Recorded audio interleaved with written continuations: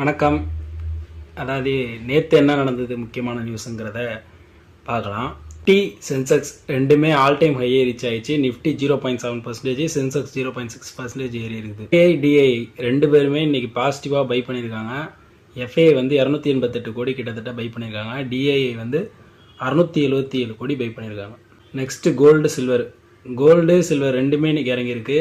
Silver வந்து ₹6 இறங்கி இருக்குது. கோல்டு ₹66 இறங்கி 13,657. இந்த ஜனவரியில் வந்து 5 ஐபிஓ முக்கியமான ஐபிஓ லான்ச் ஆகிருக்குது, லான்ச் ஆக போகுது. மொத்தம் 18,000 கோடி ஒர்த்து.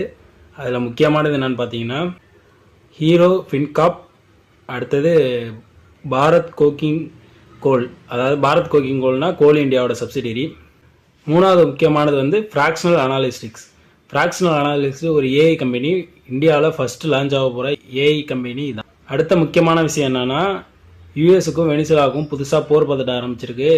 யூஎஸ் வெனிசுலா மேலே அட்டாக் பண்ணது இல்லாமல் அவங்க பிரசிடென்ட் நிக்கோலஸ் மதுராவை மற்றும் அவங்க ஒய்ஃபை வந்து சிறைப்பிடிச்சிருக்காங்க. டிசம்பர் 31 ஜிக்கோர்கர் ஸ்ட்ரைக் பண்ணாங்க. ஜிக்கோர்கர்ஸ்னால் அந்த ஸ்விக்கி ஜொமேட்டோ ஓட்டுறாங்களே அவங்க online delivery boys.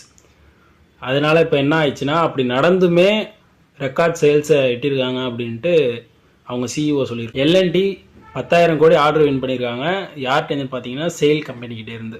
Next railway வந்து 3% ஆஃபர் கொடுத்துருக்கு. எதுக்குன்னா அன்ரிசர்வ் டிக்கெட்டு எதில் புக் பண்ணான்னா ரயில் ஒன் ஆப்பில் புக் பண்ணால் 3% ஆஃபர் கொடுத்துருக்காங்க. சைனாவுக்கும் தைவானுக்கும் இடையில இப்போ புதுசாக போர ஆரம்பிச்சிருக்காங்க. ஏற்கனவே பல போர் நடந்துக்கிட்டு இருக்குது, பல பிரச்சனை நடந்துக்கிட்டு இருக்குது உலகத்தை சுற்றி. இப்போ அது இல்லாமல் இப்போ யூஎஸ் வெனிசுலா, அடுத்தது சைனா என்ன சொல்கிறாங்கன்னா தைவான் வந்து எங்களோட ஒரு பகுதி தான் அப்படிங்கிறாங்க. அதை மறுக்கிறாங்க தைவான். ஓகே, தேங்க்யூ, பாய்.